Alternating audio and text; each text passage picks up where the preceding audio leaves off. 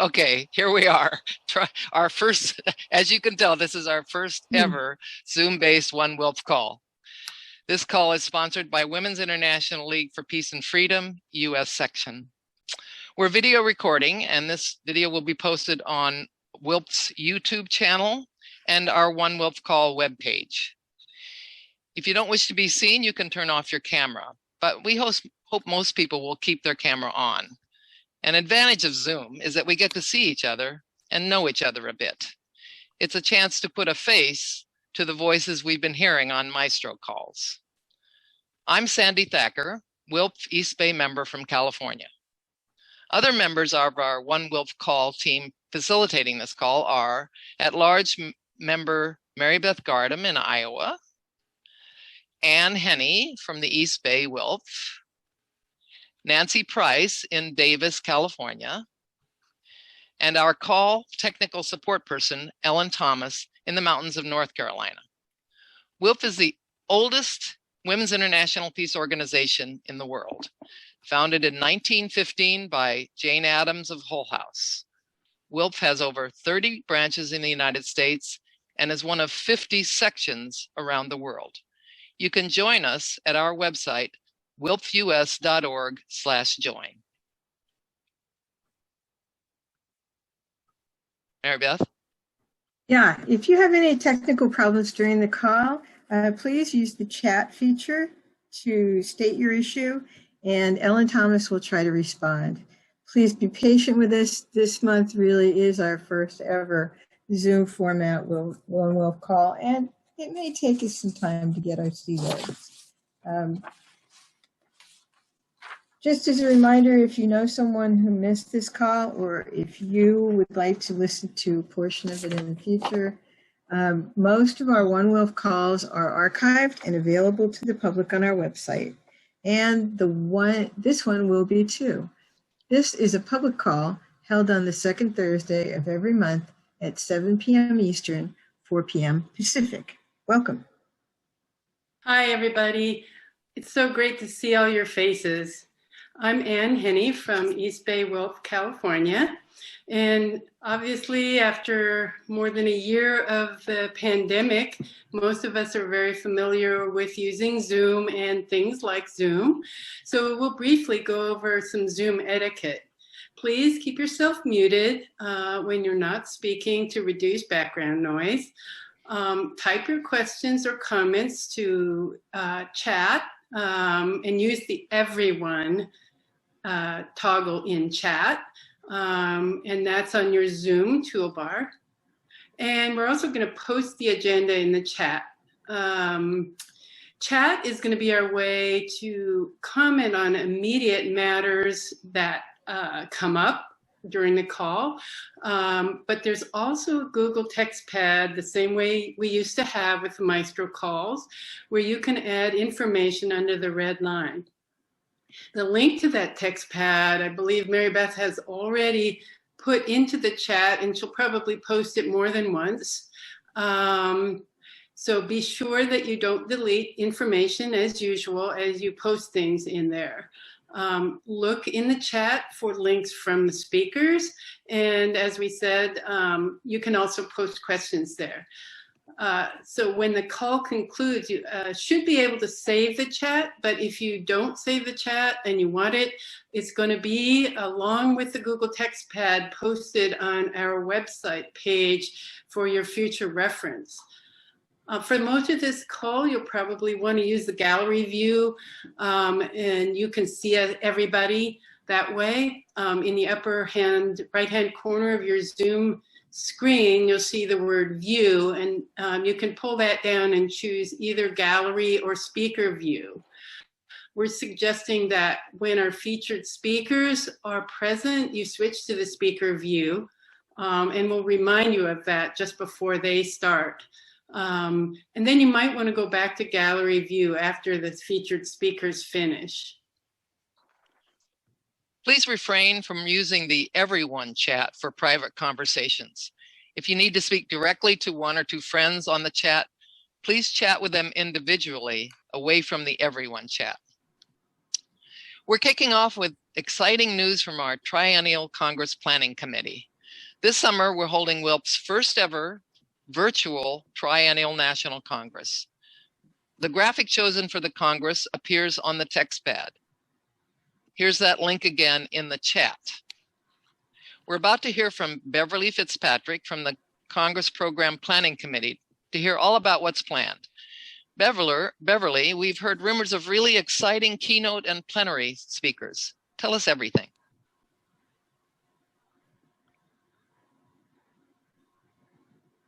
Are you there, Beverly?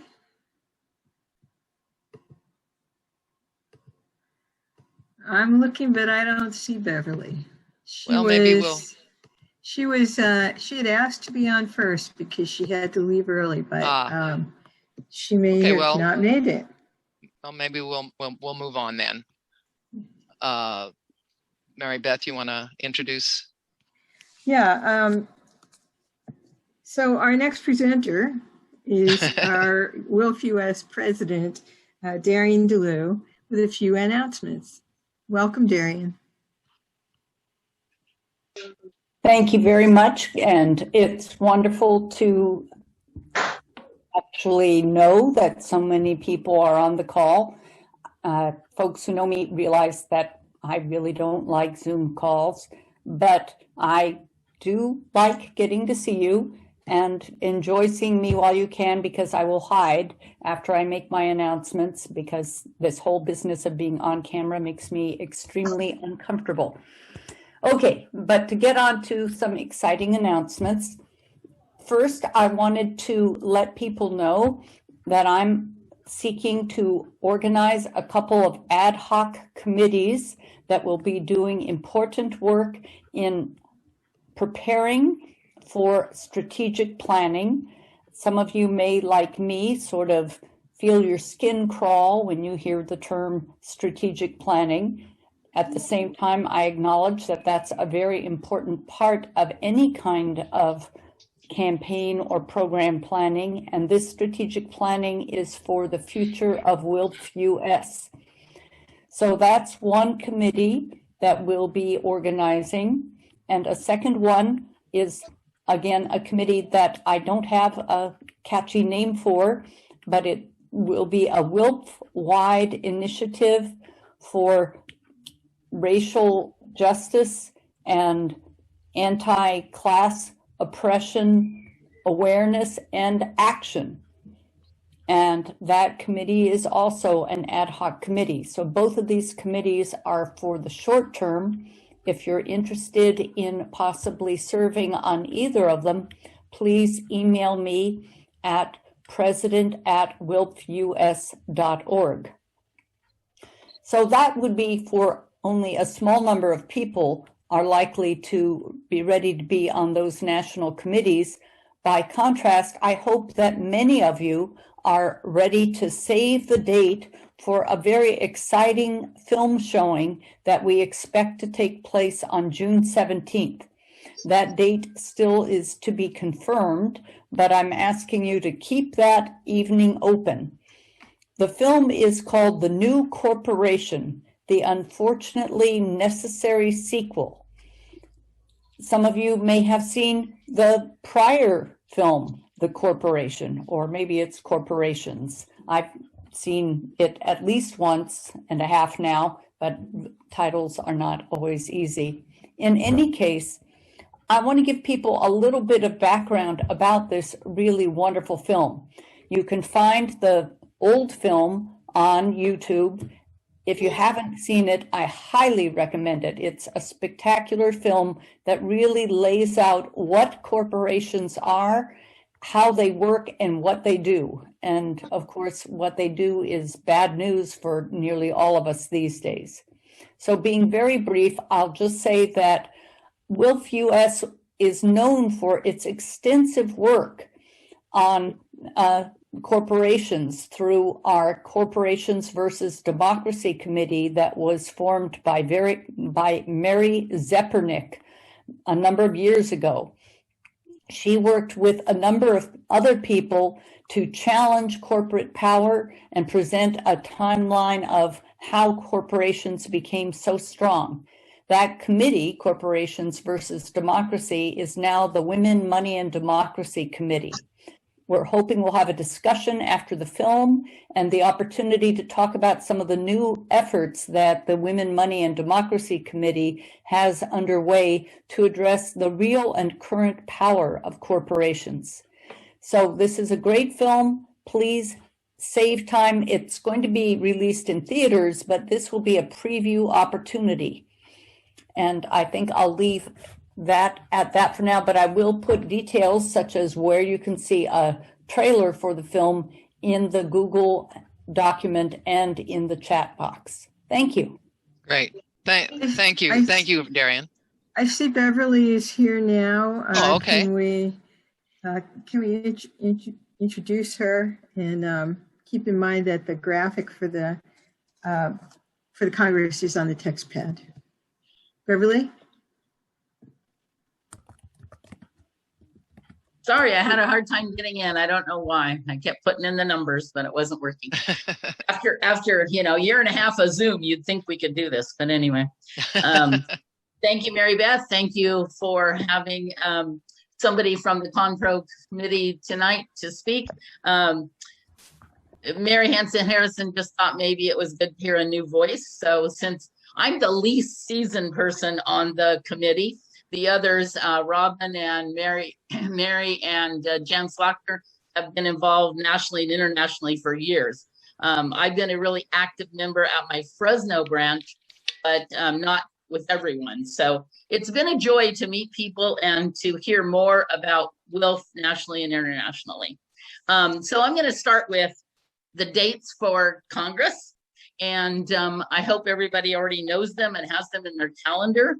But the weekends of August 13th through the 15th and the 20th through the 22nd. And then there will be events during that week also. And once we have the schedule figured out, we will be sending it your way. At this time, we've had some very exciting confirmations of special speakers. We have on Friday night,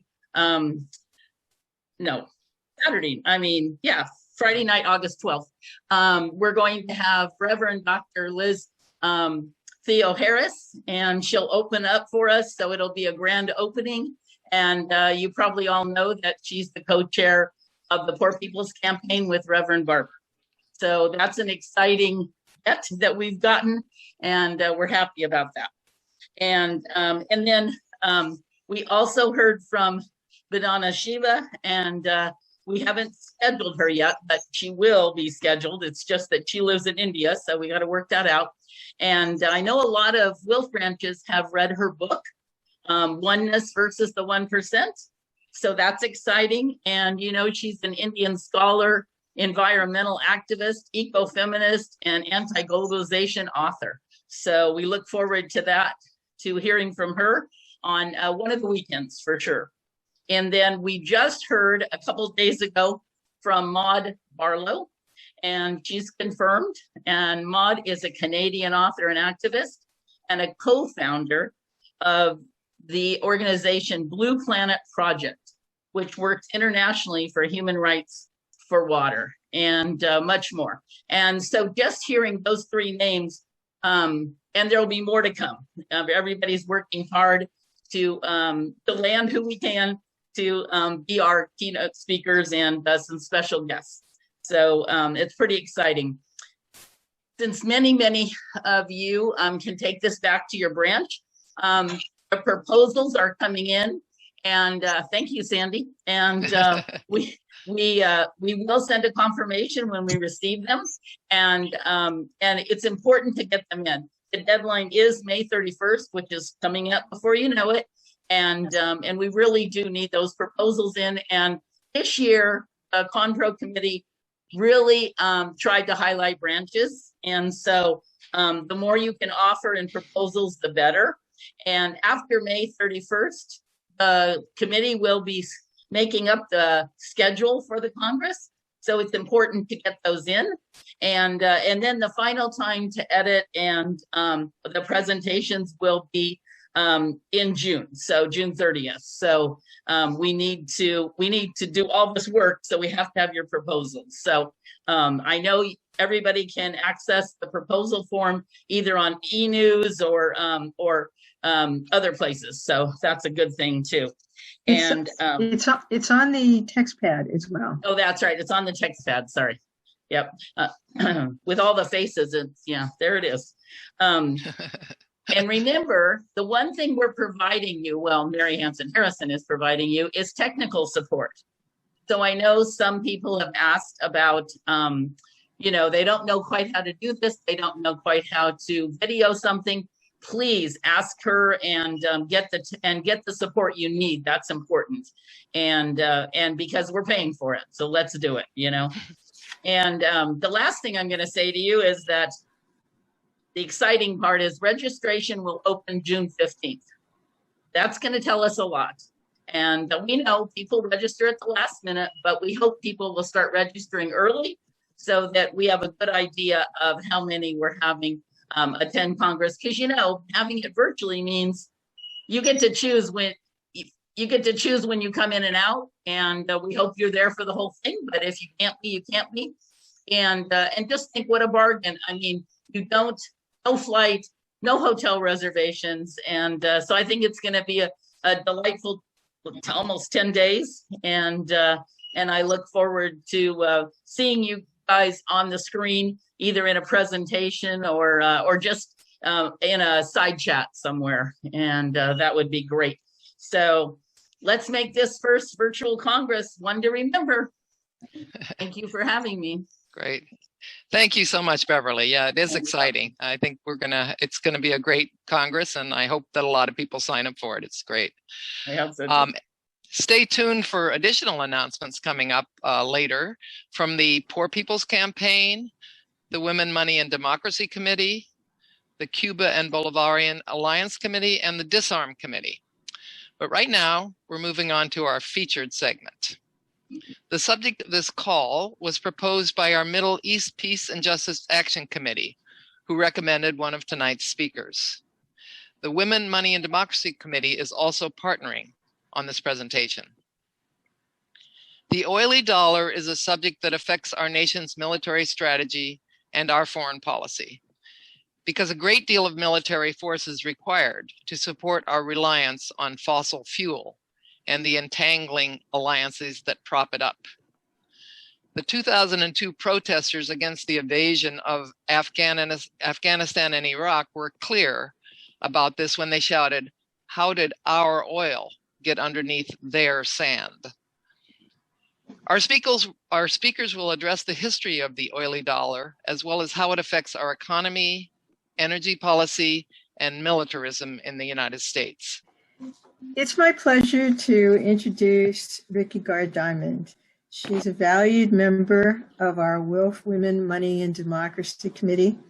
The feminist economist, is author of several fiction books and the feminist economic masterwork, Screwnomics: How Our Economy Works Against Women and Real Ways to Make Lasting Change. Ricky is also founder of the WILPF US Partner Organization, An Economy of Our Own. She's here to talk about how the oily dollar defines the US economy and how it limits us in our path towards a sustainable future, and some of the history involved with all of that. As you listen to Ricky, place your questions for her in the chat, and we'll read out any questions that appear there. Please keep your questions brief so everyone who wishes to ask a question has time. Ricky, welcome. Unmute yourself and tell us about the economic implications of the oily dollar.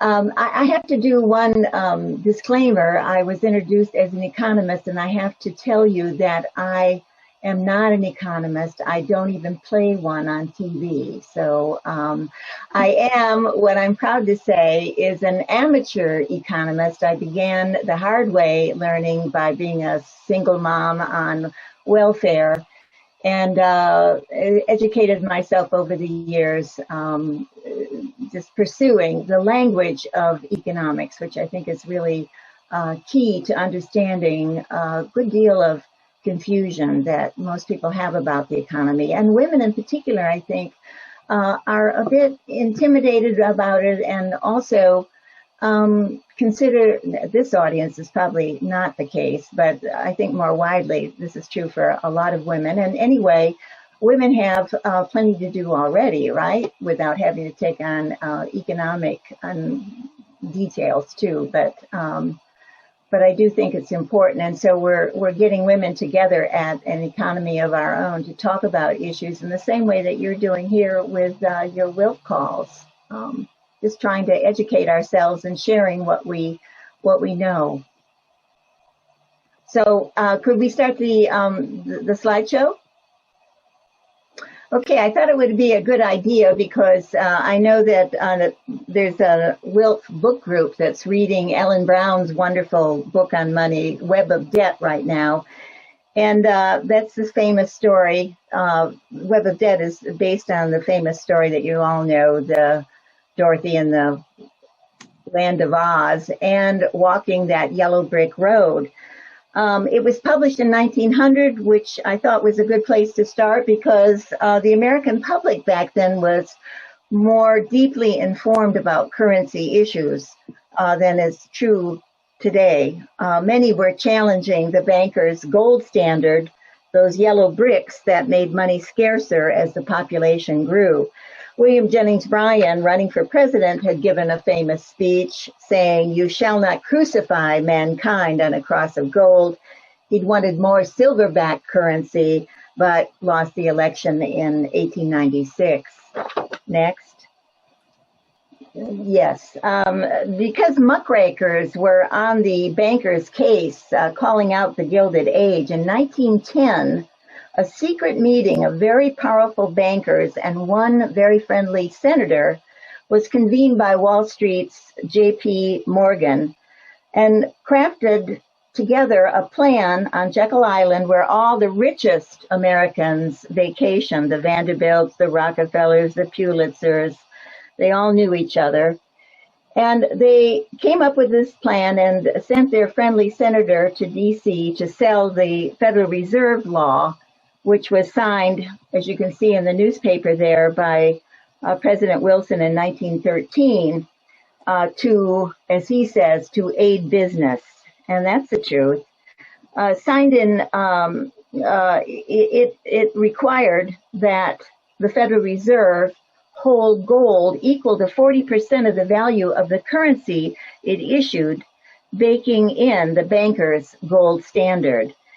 Technically, Federal Reserve notes are what we call dollars, could be, in those days, converted to gold at a fixed price of $20.67, which is a number I hope you keep in your head because it's important. The Fed controlled gold's flow with interest rates. Higher rates encouraged Americans to put their gold coins in bank deposits, while lower interest rates encouraged businesses to take out bank loans. Next slide. This pic includes a rare woman. There weren't many in these circles. This is Frances Perkins, Secretary of Labor. A lot of you probably recognize her. And it also leaves out a lot like World War I, which we won, and the Great Crash that happened in 1929. But for our purposes, what's important is that in the time between 1929 and this March 1933 executive order, the Fed paper dollars, their notes in circulation had more than doubled. And that worried Americans. So they began to cash out their deposits at the bank, creating a bank run so serious that FDR had to declare a bank holiday and close everybody's doors. So after he'd met with everyone and figured things out, he made this executive order.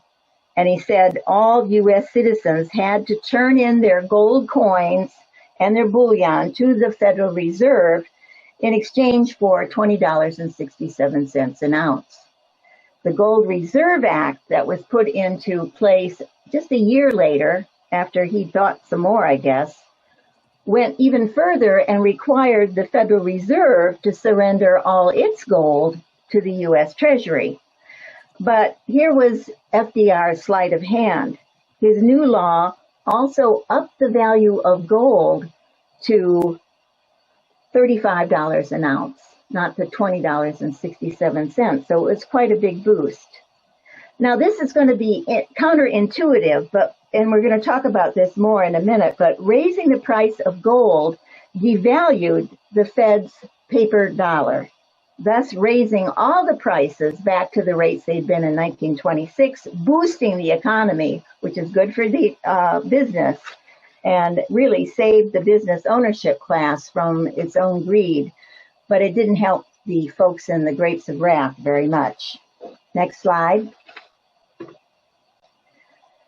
I'm just going to briefly note, this is 1944, Bretton Woods in New Hampshire, where after World War II was won, 44 allied nations got together to talk about trade policy. And I'm going to point out the two women that are visible here. They're sitting in the middle with a Boy Scout, and they don't have plaques, so I don't think they were in the decision-making mode, which is generally true for all kinds of currency decisions. It was very much a male world. So this meeting created the International Monetary Fund and the World Bank for World Trade, and negotiations favored the U.S. because after we won World War II by supplying the world with all kinds of weapons, we held most of the world's gold. Our allies in London were still using sterling, but they lost out to the U.S. in a compromise at Bretton Woods, where currency exchange rates were decided. And for everyone's stability, they fixed the exchange rate pegged to the U.S. dollar, which itself was pegged to that $35 an ounce price for gold. This came with the usual built-in problems of gold. By 1960, economist Robert Triffin was going to be predicting that gold production couldn't keep pace with financing growing global trade.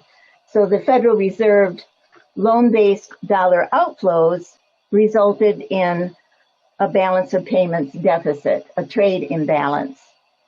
Trillin warned that growing U.S. dollar liabilities, our growing debt, and our trade deficit would erode trust, and nations would cash in their dollars for gold in another classic bank run, only worldwide.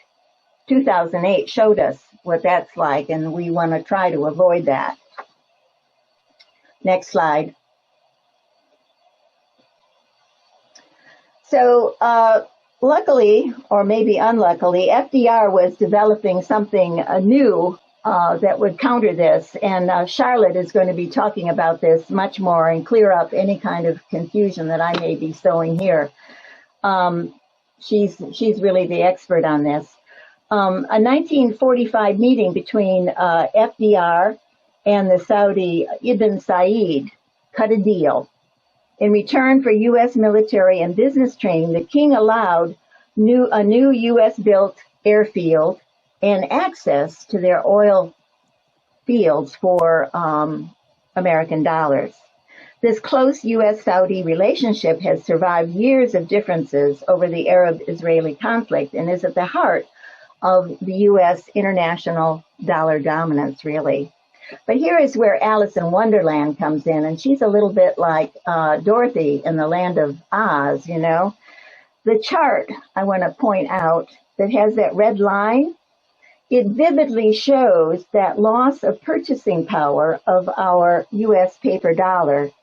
You see that at the same time, our international dominance was growing. So if you look at the top here, we're starting with the Federal Reserve's founding in 1913, and you can see that big drop in the red line. That's 1929's crash. And then you can see it starting to go back up, and that little circle there is for what FDR did with the gold law that he put in place, devaluing the dollar, and you could see it's just kind of going down and down and down. So this has been a steady trend since 1913 right up to the present day. We're going to talk about the other little circle there, the one in the middle, in the next slide.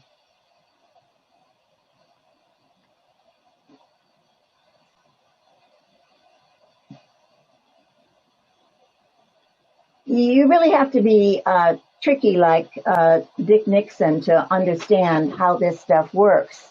How did devaluing the dollar help U.S. businesses? Well, U.S. export values decrease, making them more globally competitive. Trade deficits are then settled with less valuable dollars, their inflated dollars.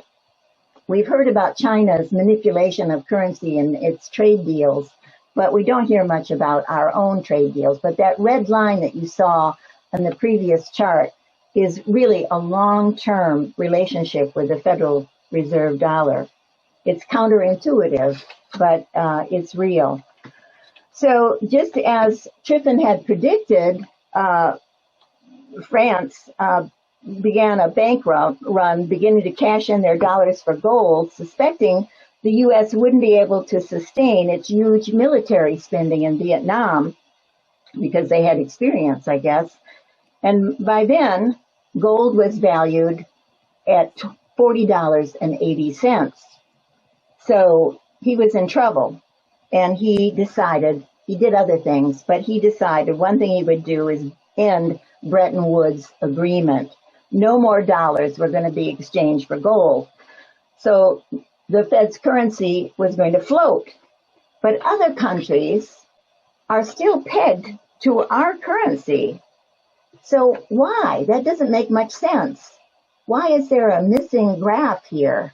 Where Nixon's picture is, below that, I have a colored illustration of how it works. And then basically, it's OPEC. It's the Organization of Petroleum Exporting Countries, one of which is the Saudis. And they will sell their oil only for dollars. And that means that people have to have, like the picture I had was a picture of Australia, which was making a deal with OPEC to buy oil. But to buy that oil, they had to have dollars to pay OPEC and Saudis and the people who are members of that organization that was required to get oil. So as a result, currency manipulation is our free market at its most ruthless work. In practice, the devaluation of the US dollar has allowed us to bully less powerful countries, which is also counterintuitive, right? How does that happen? Despite the shrinking value, your money's inflation, foreign nations, central banks have to stock up on US dollars for their reserves so they can buy oil. It's another of those economan secrets hidden right under our noses. Even if you heard of the oily dollar, which I'm sure everyone here has, you'd be unlikely to understand the details of its importance. So next slide. That'll show us. Yeah, there we are. This is Forex trading, swaps and derivatives. We're not going to talk about swaps and derivatives, although I do in Screwnomics, because that would take more time. But when Bretton Woods created our global money system, currency trading or foreign exchange was a small part of business. But as the U.S. petrodollar became the reserve currency around the world and became more plentiful as more people bought more oil with more and more dollars, currency trading grew more important, going public finally in 1996. Now, this is the really important part for women to understand. Central banks have few places to invest U.S. dollars. They can't buy, with their surplus dollars, they can't buy U.S. corporate stocks, for instance. So nations recycle their extra U.S. dollars by purchasing U.S. Treasury notes. They're financing our U.S. debt, which is mostly military debt from all of our wars and 800 bases around the world. The U.S. is waging daily financial war backed up by encircling threats of real violence by a military free of charge to the U.S. If that sounds crazy, remember Saddam Hussein had begun selling oil in euros, not dollars. You know what happened to him in Iraq. Gaddafi was organizing a new gold-based currency when he was overthrown, and a new obedient Libyan central bank was installed with the help of the New York Fed. Now, China, Russia, and Iran are working to replace the dollar, tired of paying what is essentially tribute to the U.S. to their own disadvantage. So you can kind of understand that. And of course, our oily dollar also explains a very stubborn U.S. policy of climate crisis denial. Next slide. So I once had dinner with a currency trader, and he told me how they start each day. You see those little squiggly lines on that middle screen there. He said each day they find the ceiling and the base. You can see those lines there. And then they trade within the margins set, he said, by men that traders themselves refer to as the big bastards. Some say our dollar is too big to fail, but haven't we heard that before? About 200,000 young guys under 40 trade currencies worldwide around the clock to the tune of $6.6 trillion a day. Most Americans don't even know about foreign exchange or Forex, the biggest market in the world. That's because currency trading is mostly used by international and central banks, multinational corporations, and hedge funds. They're all macro players using algorithms and software called quants for high-frequency trading. Hedge funds are credited with creating growing numbers of U.S. billionaires. And as I write in Screwnomics, most often hedge funds work by leveraging investors' money, using it to borrow like mad. Unlike the bond and stock markets, hedge funds are a free market dream, all but unregulated. Sometimes called vultures for the way they prey on the weak, hedgers manipulate currency values. International currency is now traded as if it were itself a commodity. Today, that commodity isn't gold, it isn't oil, it isn't even paper. It's a blip on a computer screen. Next slide. So these numbers are outgrowing Earth. This monetary system isn't related to earthly limits or the lives of the majority of people on the planet, which are also limited, right? We need to tax the gambling, stop inflating asset prices with bogus numbers, and reform our currency by basing it in human caring and environmental value, not debt and greed. And that's it for me here. Laura has entered a couple of questions here. She's asking, is a single world currency a solution that is to ending the U.S. imperialist currency? Good question. A lot of people are talking about that. And actually, there was originally at the Bretton Woods conference a proposal for such a currency for world trade, at least. It was called Bancor. That was an English proposal. But more often, I think people are talking about the dangers of monocropping with one currency for all. You know, that by definition is kind of imperialistic. And so a lot of people are talking about more currencies, complementary currencies, additional ways to fund different parts of the economy, a food currency, for instance, or a water currency, an environmental currency, a caring currency, which is something I proposed in Screwnomics. So I think more would actually be more helpful, but I think it's going to be a while before we figure it all out.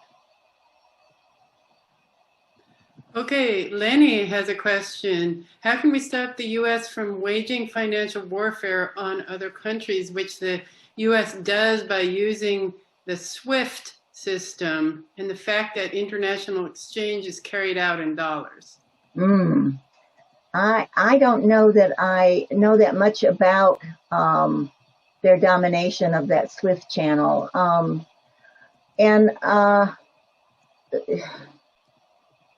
I think we need to recognize that we not only subject other countries to this kind of domination, we subject our own citizens to this kind of domination. There is a very, those 200,000 young men who are trading those currencies are working for a very small number of really big players, the big just to quote them, now I don't mean to offend anyone, the big bastards that the traders talk about who are really making those decisions. So I can't say that I know the solution to that.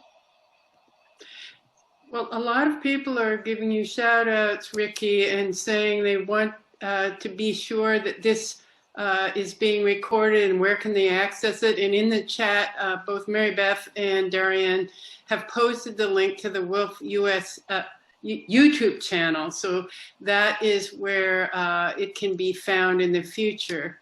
Cheryl Spencer had a clarification question. Is it 200,000 or 2,000 traders? I believe it's 200,000. It's from Occupy Money, which was written by Marguerite Kennedy, but we could fact check that. I can look again.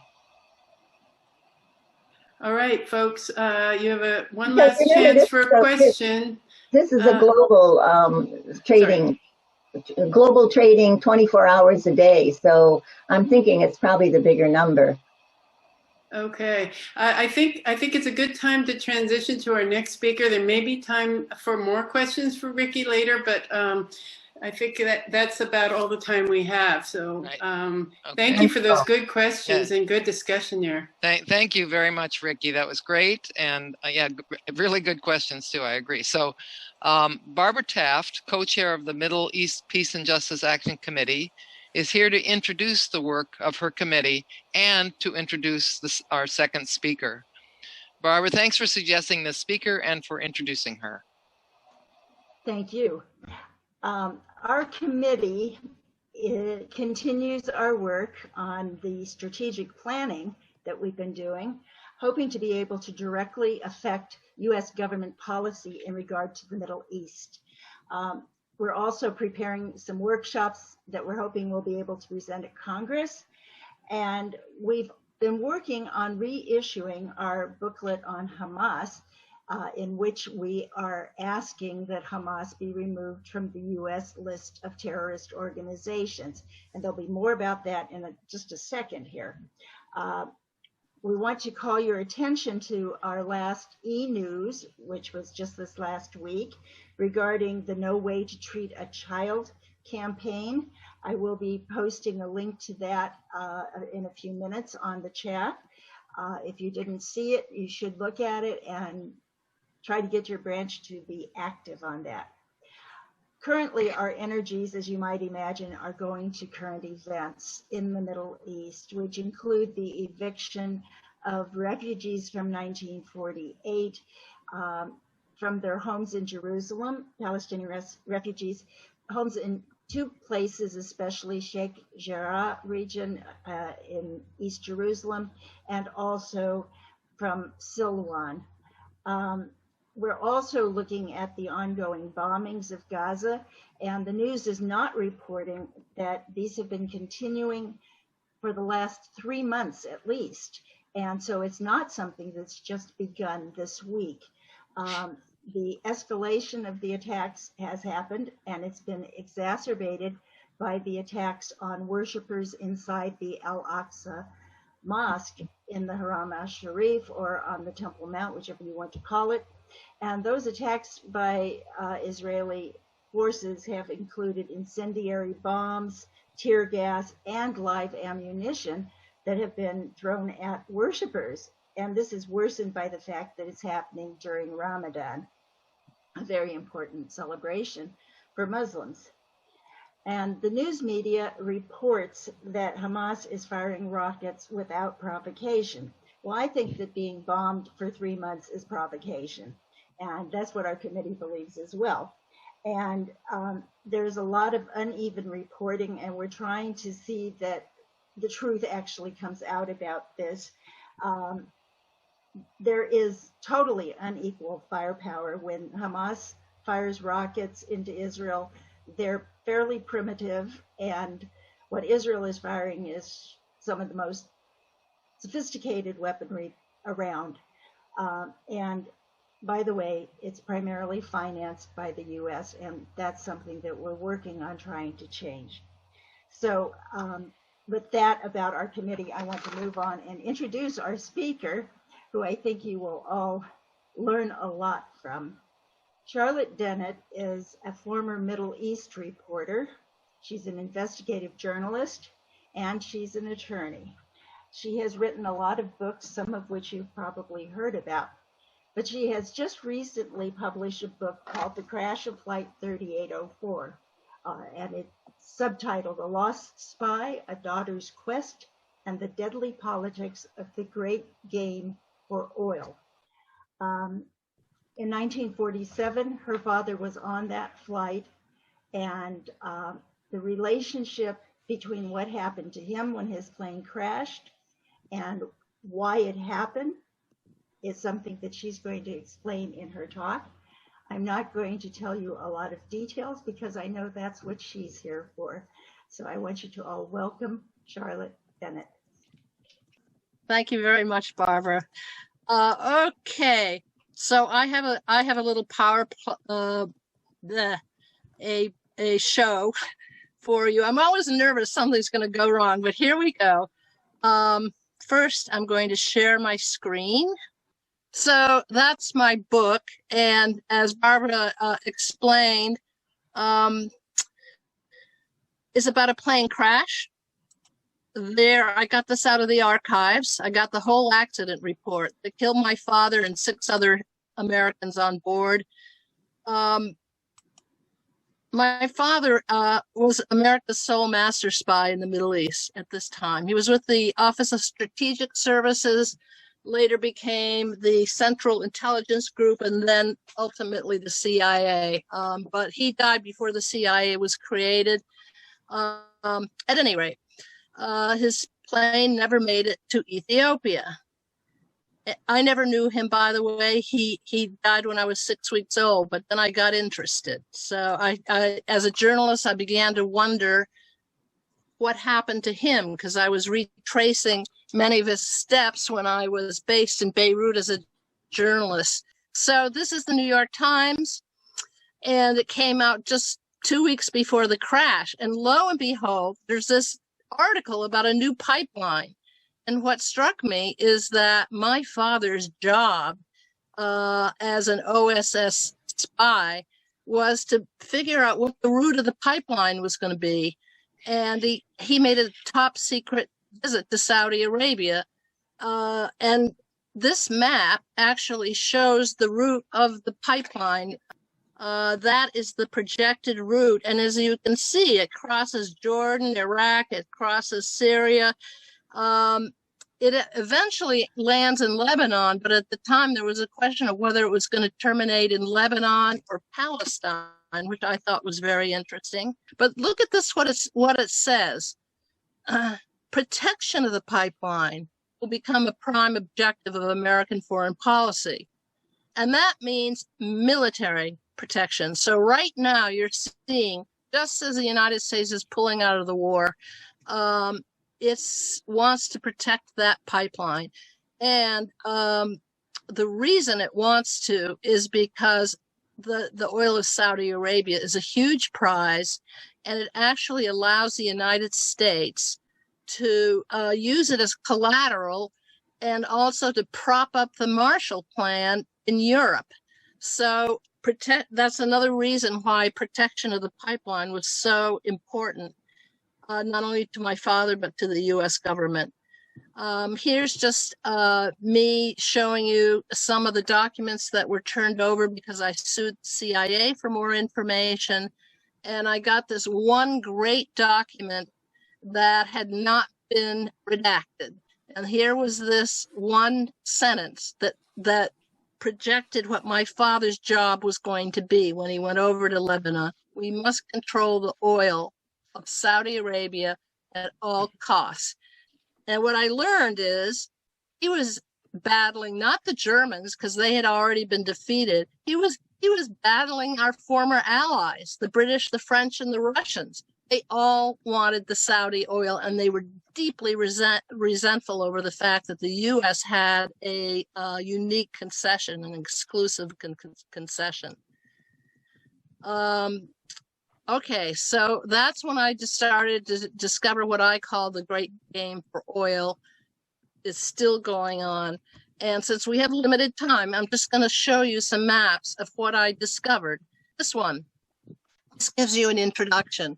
When I went to Lebanon, this was I was there in the early 60s as a high school student and later in the early 70s as a journalist. We were always told that Lebanon was the gateway to the Middle East.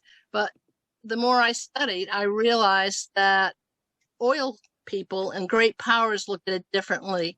They see it as the gateway to Middle East oil. And when you draw this rectangle over the region, you can understand why.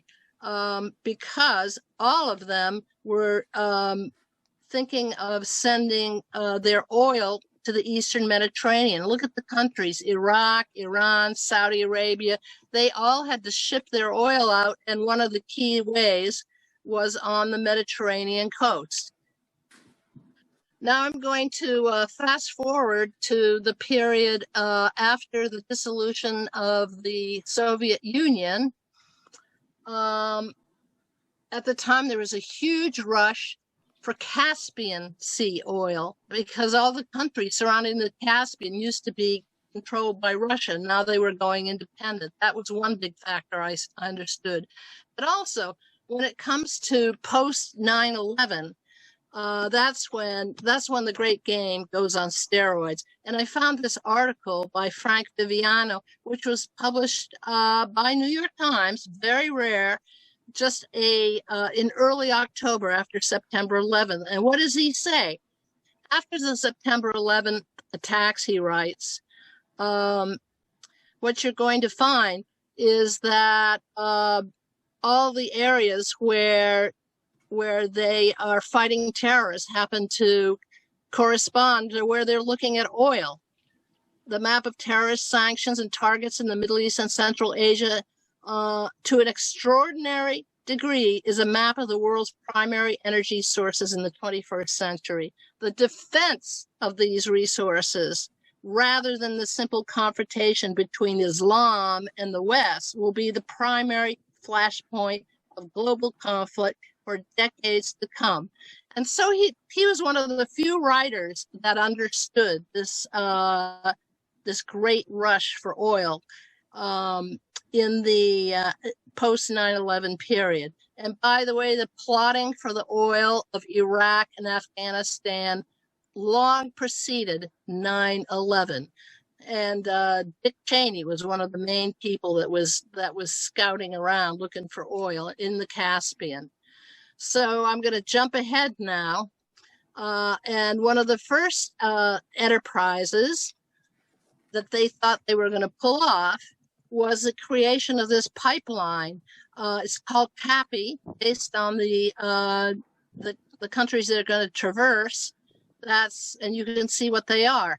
The Caspian Sea is up there in the left corner, but some of the oil and gas, it can be found in Turkmenistan as well. So the whole idea was to construct this pipeline, and initially the Taliban were going to protect it. That was the idea, because they were the fiercest warriors in Afghanistan. But then relations ran afoul right before 9/11. So instead, the U.S. sent its troops to fight the Taliban, and they were victorious. And then what happens? You see those little balloons? Those are all foreign military outposts that are set up along the route of the projected pipeline. And down in one area right here is where the Canadian troops were supposed to protect the pipeline. And I've got a great quote from a Canadian about it, but guess what? It's not there. So we will move on. But anyway, what he was saying is that the purpose for the invasion, U.S. invasion, was to allow energy to flow south. So who had ever heard of that? You know, it's all hidden. It's all hidden from the public. So then I began to look at the war in Iraq in 2003, and lo and behold, I discovered that Netanyahu envisioned that a pipeline that carried oil from Iraq to Haifa was going to be reopened. This pipeline was built in the 30s and by the Iraq Petroleum Company, and the southern branch was controlled by the British. And the British mandate, the southern was controlled by the French. So we fast forward up to 2003. This pipeline had been closed during the War of Independence in 1948, and Netanyahu wanted it reopened. And the scheme was that they were going to put an Iraqi living in exile named Ahmed Chalabi, who was very pro-Israel. He was going to take over after Saddam Hussein was overthrown. And the only reason he didn't is it became public that he was the author of the idea of weapons of mass destruction, which had been totally discredited. So that plan didn't work. And as for Netanyahu saying that the resurrection of this pipeline is not a pipe dream, well, it is. It still has not been constructed because of all the conflict. And this is another thing to take into consideration. If you can't control the pipeline that you plan to build or reopen, you will not get financial backing. And so there's another example of how money and pipeline politics intersect. And that's why there's always this concern about security. If they only could get security. With the question of Afghanistan, I really wonder if all the troops are going to be withdrawn, because otherwise they're not going to be able to protect that TAPI pipeline. I think they're going to keep a small number there to continue. Okay. So then we move on. Okay. Now consider all the problems in Gaza and Israel. It turns out that there have been huge oil and gas finds off the coast of the Eastern Mediterranean, and they're shown here in this map. So Gaza actually has claimed interest in this little narrow sliver here. In some of the oil and gas, and had hoped that this would be a great boon to their economy. But what happened is Netanyahu and Israeli generals did not want the Palestinians to get the income from this oil. And there's some really outrageous quotes from them saying, boy, if they get $1 billion worth of revenue, it's not going to go to helping the Palestinian people. It's going to go into feeding terrorism. So we can't allow it to happen. So one of the things that I was able to do in my book was to document how two vicious assaults on Gaza, one in 2007, and another in 2014, was the result of largely the result of wanting to keep the oil and gas away out of the hands of the Gazans.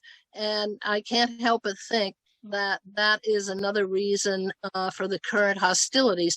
Barbara, thank you. I didn't know they'd been going on for 3 months, which therefore makes me think all the more that this is part of Netanyahu's big plan to prevent the oil and gas from getting into the hands of the Palestinians.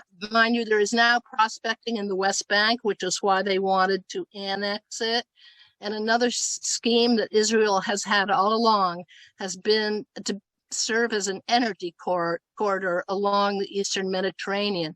And when you look at the Eastern Mediterranean, you suddenly begin to see that there are certain countries that stand in the way of Israel constructing this vast pipeline scheme that's going to take the oil and gas up to Europe. And those countries are Lebanon and Syria. And as we all know, Lebanon has been totally crushed recently, and Syria is in very desperate situation. Of course, we know that the U.S.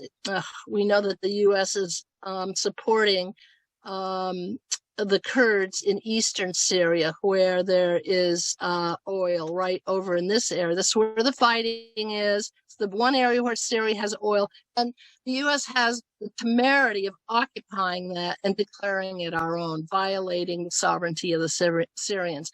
But I heard a speech recently by Josh Landis that said, oh my God, their economy is being destroyed. So is this a big plot?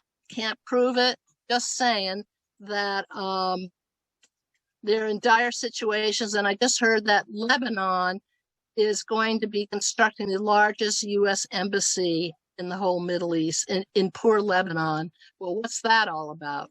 I had heard that they wanted to build a base there at the time of Prime Minister Hariri, who ended up being assassinated because he did not want a U.S. military base. So now they're trying, when Lebanon is flattened, to build this huge American embassy. I don't know what happened to the embassy in Iraq. Now I'm almost done, folks, and then you can ask me questions.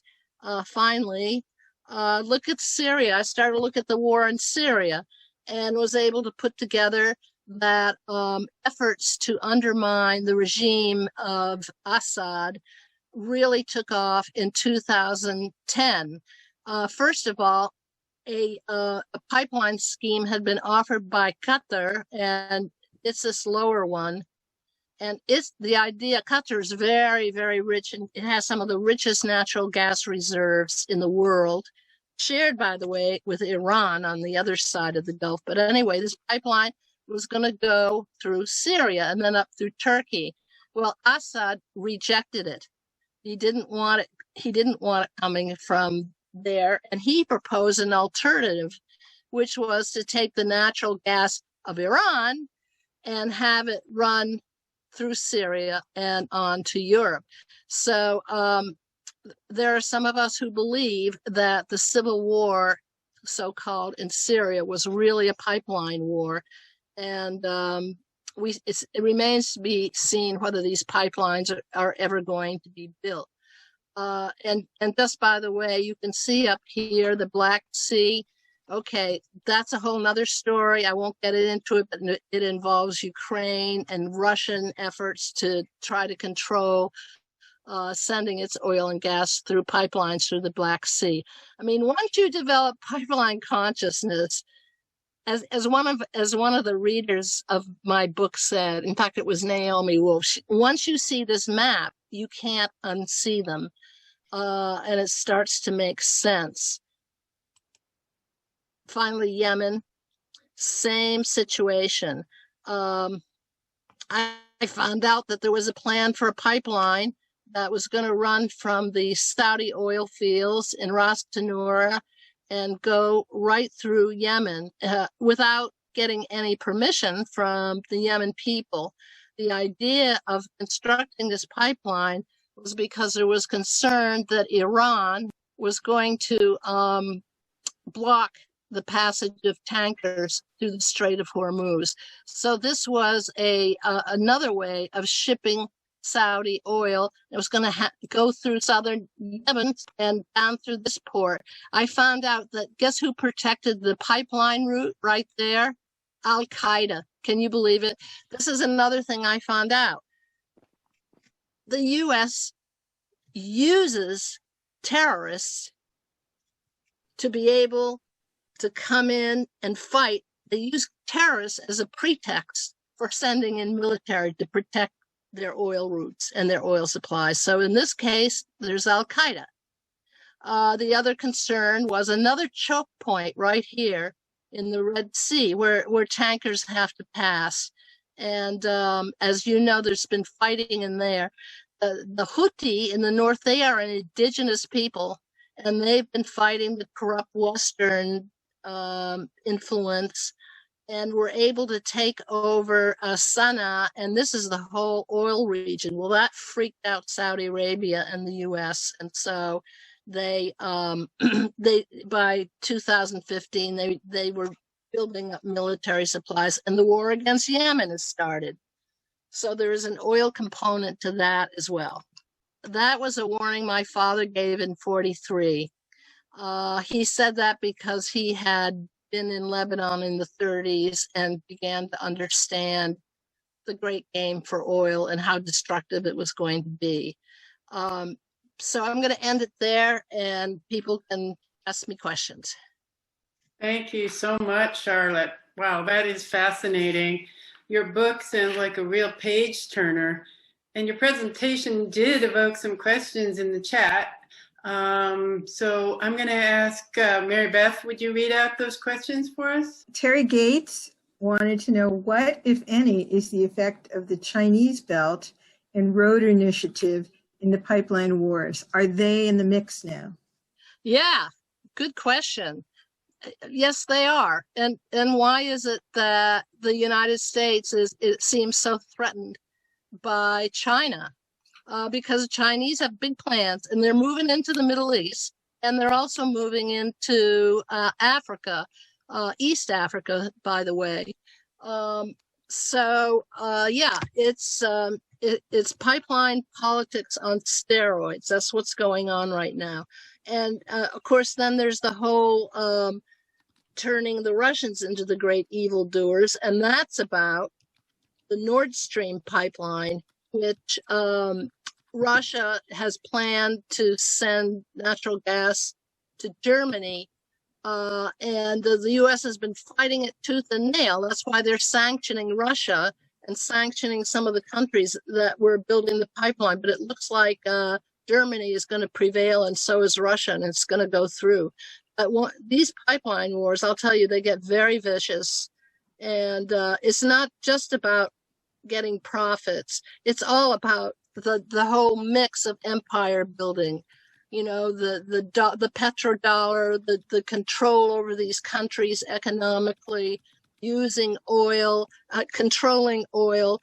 The reason why the control of oil is so important is for two reasons. One is oil remains the fuel of the military, and the Germans ran out of gas in 2 world wars, so they learned real quickly that you can't run out of oil. And the other one is to, you know, prop up the petrodollar system as long as you can have control over the oil routes. And Henny asked, if we decarbonize the world economy to save the climate and life support systems on Earth, will it remove much of the reason for the conflict in the Middle East? Yeah, I believe it will. But it's going to take a long time, I think, because I mean, it's really sad to see that on the one hand, you've got, you know, some of the major oil companies are investing heavily in alternatives. In Texas, of all places, you know, Exxon, Mobil, for instance, they're all doing it. They see the writing on the wall. Not just because of climate change, but they suffered mightily during the pandemic, and that forced the big ones to look at alternatives even with greater vigor. At the same time, the great game is still going on in the Eastern Mediterranean, big time. You got the Turks versus the Greeks and the Cypriots and the Egyptians, and now there's oil that's been discovered in the Mediterranean. And so that all involves North Africa and East Africa. Now I'm finding out that in West Africa, they're all exploring for oil. It's big power, inter-imperial rivalry, if you like. The big powers, they're all competing against each other because they want to control the oil. So it's going to take a while. Charlotte, could you turn your camera back on now that you don't have the screen share? Then we can see you. Yeah. Okay, there's just one more question. I hope you can answer it quickly because we're running out of time. Several nations in the Middle East, Barbara Taft asks, are trying to go into eco-friendly energy, but retooling for this will take time, and we don't know how many people will die in the time it takes. How can we diffuse the violence to save lives? An easy question, right? Well, sure, it's a big one. One of the things I've been arguing for as part of our strategic planning is if we can educate the public more about the deleterious effects of oil in war, the connection between oil and war. We have the possibility to connect with veterans groups and with anti-pipeline groups in the U.S. And it's going to take a lot of public pressure. I feel that shining the light, exposing these oil companies and governments for propping up these horrific, I mean, truly, if you think of the millions of people have died since World War II because of these oil wars, maybe it would make a difference along with the wonderful climate activists. So I think we need to work with everyone that is pursuing eco-friendly energy, at the same time exposing how the energy companies have been behind endless wars. Because most people don't know it. It doesn't get reported in the press. It just doesn't get reported. Just like the imbalance on Palestine and Gaza. Thanks so much, Charlotte. I'm sorry we've run out of time, but if people have more questions and want to put them in the chat, we'll try and ask Ricky and Charlotte to answer them and email follow-up. It's the best we can do. That's great. Thank you. So it's goodbye, everybody, right? Bye-bye. Thank you. You can hang in there, Charlotte. Well, that's all right. I have dinner on the stove, so. Okay. Yeah. Thank you. Well, thank you for thank you for the opportunity, everybody. Take care. Bye. Thank you.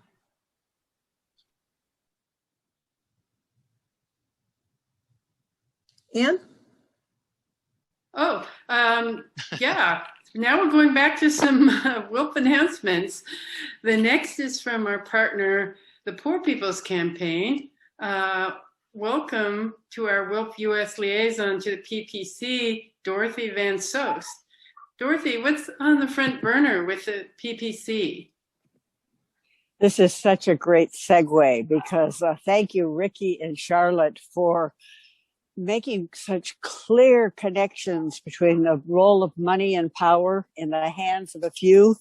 We segue right into who pays the most.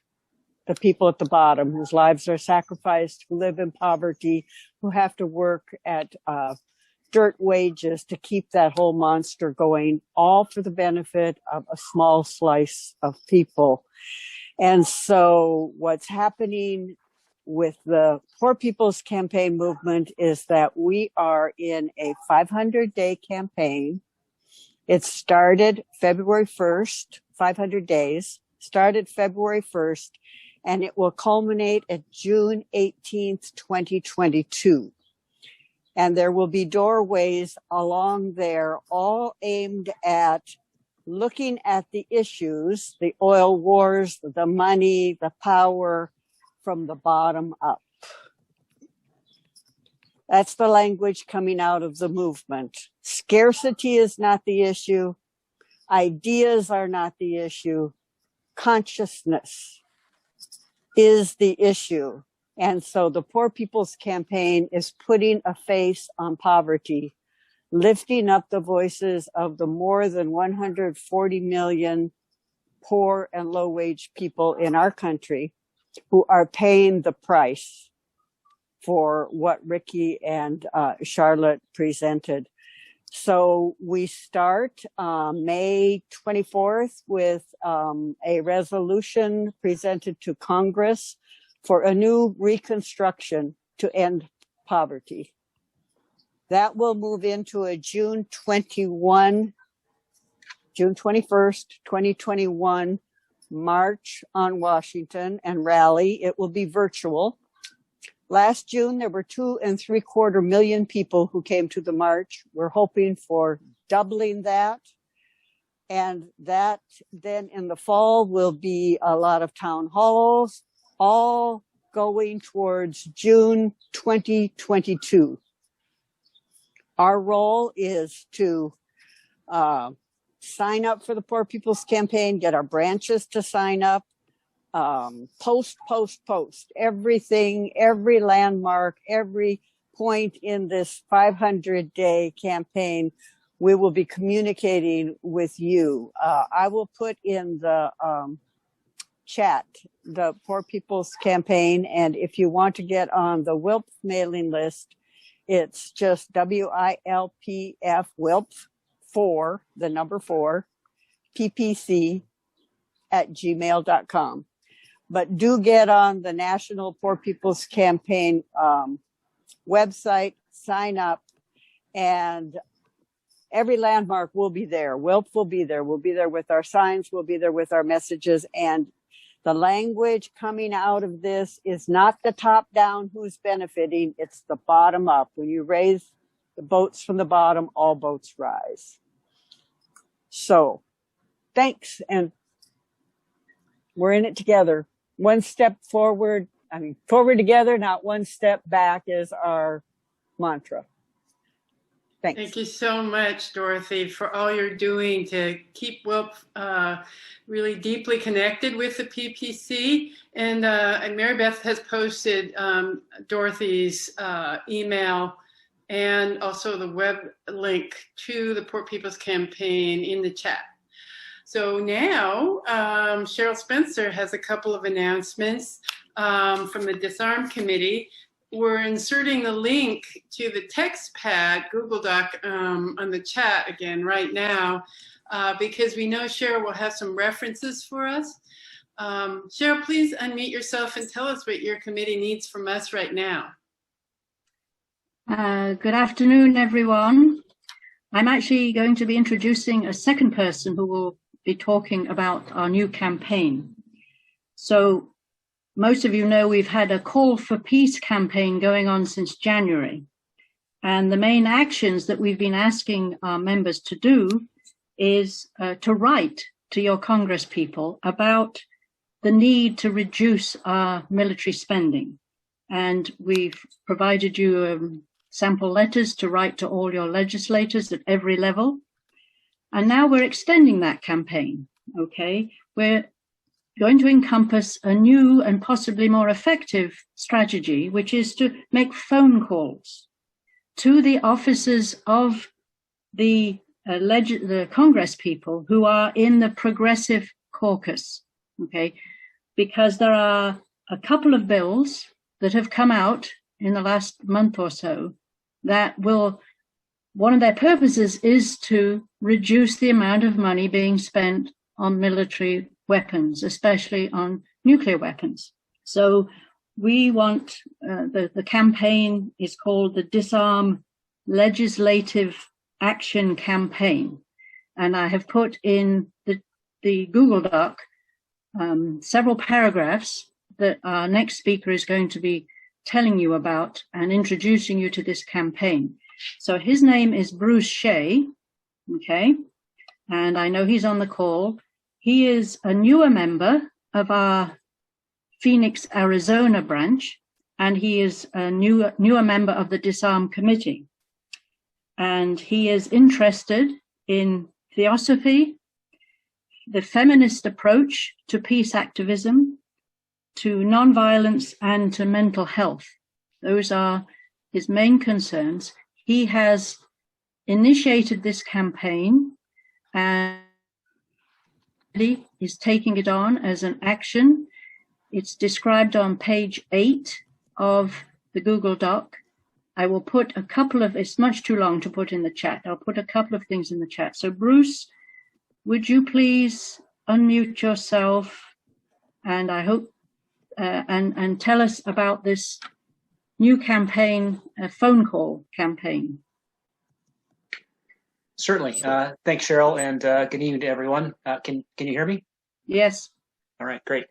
So let me just first start off by saying, I come at this from a position of gratitude for the opportunity to be part of WILF and the opportunity to work within the collective wisdom of the Disarm Committee. And as Cheryl had said, we have this Disarm legislative action campaign. Our focus for May is to take action around nuclear weapons disarmament. I'm going to share with you tonight 3 points, and those points are going to be an overview of the 2 bills that Cheryl mentioned. We'll talk a little bit more about the strategy to advance those bills. And then we'll talk about a call to action that, as you know, it's phone calls basically, but really can be conducted from your home or wherever you're comfortable using your phone. So just a little bit of background on how we came up with this. The Disarm Committee is informed by 2 webinars to bring this campaign to fruition. One of the webinars was conducted by Code Pink, and a second one was conducted by Peace Action. And in those webinars, we heard from legislative staffers and statisticians, legislative staffers of the 2 bills, the sponsors of the 2 bills we'll talk about, and statisticians, and reviews the data and the suggestions that came out of those 2 webinars to formulate this plan. So the first of our 3 points tonight are the bills, and the first bill I'd like to just share briefly with you is the House Bill HR 2227. It also can be known as the Invest in Cures Before Missiles Act of 2021, and it's sponsored by Representative Ro Khanna of California. The main focus of this bill is to defund Intercontinental Ballistic Missile Modernization Program, which is also known as Ground-Based Strategic Deterrence, or an acronym of GBSD. And by defunding that program, the bill calls for redirecting billions of dollars from GBSD to the National Institute of Allergy and Infectious Disease, as well as the Center for Disease Control and Prevention, and they would use that money for a universal coronavirus vaccine, as well, and research into emerging zoonotic infectious diseases. HR 2227 also contains language from former Defense Secretary William Perry and has numerous scientific data points that all point us to the unnecessary expenditure for modernization of these missiles. And there's a multitude of reasons, and you can find those reasons articulated in the text of the bill, and the what Cheryl has posted in the Google Doc has links to all that information. The second bill is House Bill HR 2850. I hope I'm saying this right. I think it also can be referred to as Proposition 1, which is Ellen Thomas. A lot of information, a lot of work in that area. And it's also known as the Nuclear Abolition and Economic and Energy Conversion.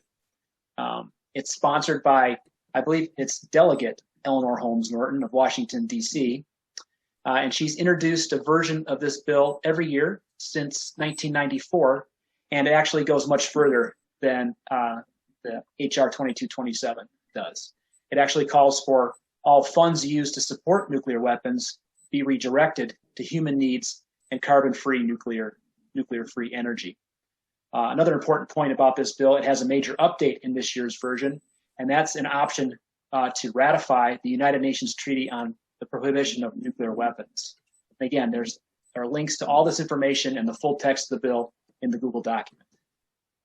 So that brings us to our second point, strategy. What are we going to do about these bills? Well, as Cheryl mentioned, there are 2 important caucuses, House caucuses. One is the Progressive Caucus, and there's also the Defense Spending Reduction Caucus. And we took a look at the members of each of these caucuses, and we found that there are 45 representatives that sit concurrently on these caucuses. So if they're a member of Progressive, they're also a member of Defense Spending Reduction.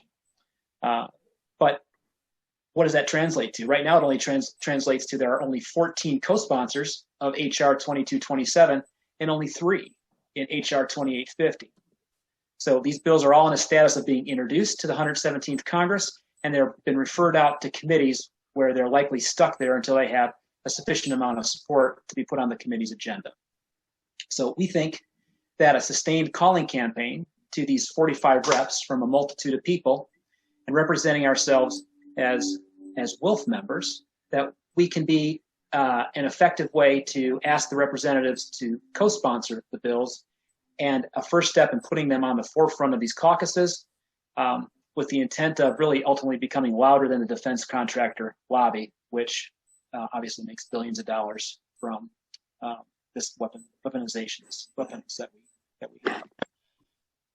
Okay, so that's the strategy: is to contact these 45 representatives who we could consider to be likely allies. They claim to be progressive. They claim to support cuts in defense spending. So it only seems logical, if that's a word we can use with Congress, that that they would be willing to support these actions. So that's our first step, is to try to get our likely allies to publicly co-sponsor these bills. And so the third point is our call to action. And there's two immediate actions that can be taken for any WILF member that would like to participate. And that's familiarize yourself with the two bills, HR 2227, HR 2850. And then we think if we had enough people making 6 to 7 phone calls a day, any time of the day, you can leave messages, whatever the case may be. It doesn't have to be any particular time of the day. Anytime you can get to the representative's office.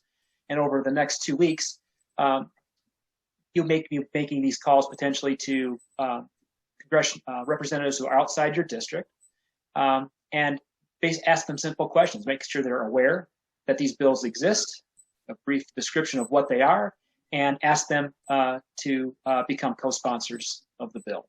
So two fairly simple asks, obviously a time commitment, but we can provide scripts and phone lists to anyone who's interested.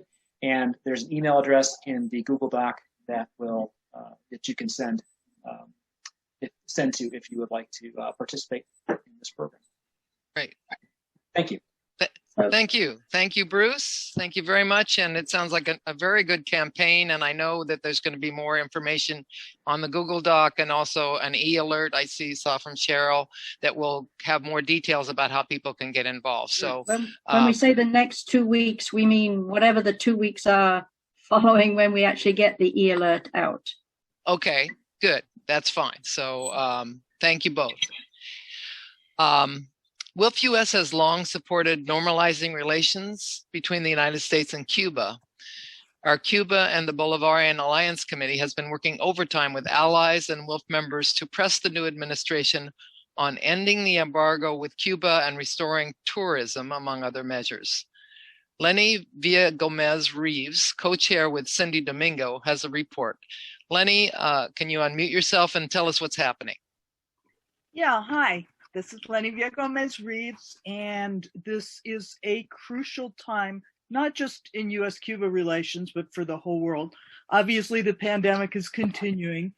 Vaccine inequities that amount really to class warfare as well as to apartheid are being displayed worldwide.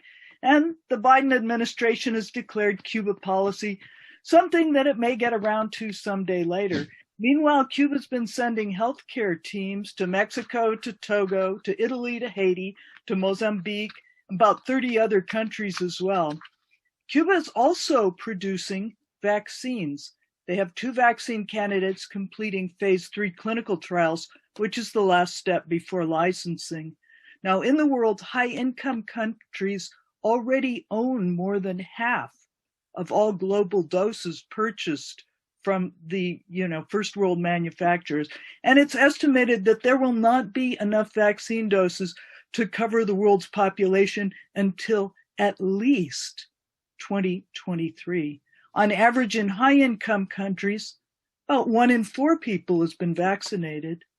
But in low-income countries, it's less than 1 in 500. So until COVID vaccines reach the whole world, the virus will continue to mutate into potentially more contagious and or more lethal strains, and nobody is safe until everybody is safe. Cuba which amazingly has a robust, vigorous, innovative biotech sector, unlike any other country of its size, unlike any other Latin American country, has committed to share vaccine with other countries in Latin America and the Caribbean and elsewhere in the world. Iran, Mexico, Jamaica, and other countries have expressed interest, as has the African Union, representing all 55 nations in Africa. Cuba will apply a sliding scale to its COVID-19 vaccine exports, just as it does with services of medical professionals overseas. So what it charges reflects the country's ability to pay. But there's a problem. Syringes right now in the international market, they're what toilet paper and hand sanitizer was a year ago, if you remember, at the start of the pandemic. And Cuba is suffering under the US blockade in place for more than 60 years and actually intensified during the past year of the pandemic. Cuba is short about 20 million of the 30 million syringes it needs to start getting people vaccinated. There's a combined campaign where the National Network on Cuba, which includes, WILPF Cuba and the Bolivarian Alliance Committee, combining with the Canadian Network on Cuba, the Saving Lives Campaign, and Global Health Partners, to purchase syringes for Cuba. And I will put that link in the chat as soon as I finish talking.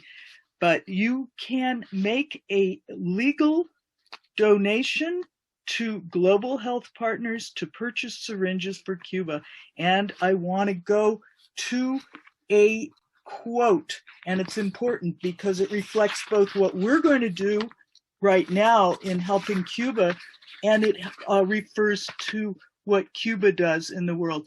This is from Eduardo Galeano, who wrote The Open Veins of Latin America, among other things. And he said, charity is humiliating because it's exercised vertically and from the top. Solidarity is horizontal and involves mutual respect. So, in addition to helping to get syringes to Cuba, we'd like to invite you to join our committee. There's a lot going on. We'll be meeting soon, more than soon. We'll be meeting tomorrow. Send me an email if you're interested, or send Cindy one. We will be meeting at 4:30 Pacific time, which is 7:30 on that weird East Coast time. There is a lot going on, not only with Cuba solidarity, but also in Colombia. And I just want to talk very briefly about Colombia, because I don't know if you realize, because this was broadcast in Spanish, but our WILPF sisters from Colombia recently broadcast an appeal for help and solidarity. Colombia right now is in revolt against right-wing policies that steal for the poor to help the rich, and people are being killed. And they're asking us for help. Diana Maria Salcedo Lopez from Limpal, which is WILPF in Spanish, in Colombia, spoke to us live. And you can see this on Facebook if you speak Spanish. And when she was asked, what is it that we can do to help? She said that, well, of course, she wants us to raise our voices against the Duque government violence. Duque is the president of Colombia, and for international human rights intervention in the situation. And she also very specifically asked for us to work to close the military bases in Colombia.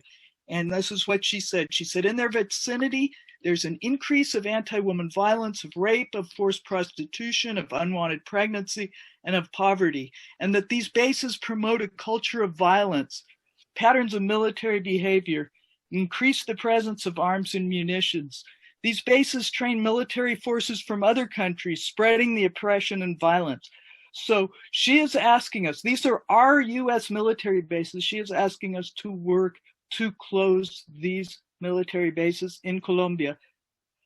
So get in touch with me or with Cindy Domingo, or call if you have questions. I will put it all in the chat. Here's the first part, I hope.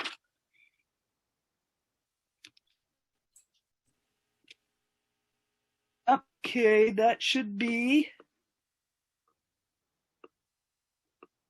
yeah, where you can donate. Let's do another one. And we will be meeting tomorrow at 4:30 Pacific time, 5:30 Mountain, 6:30 Central, 7:30 Eastern. Get in touch with me. This is my email. Okay, great. Thank you so much, Lenny. Yep, and Cindy's email, Cindy Domingo at the usual Gmail. I don't think I got that right, but why? Option G, perhaps? Yes.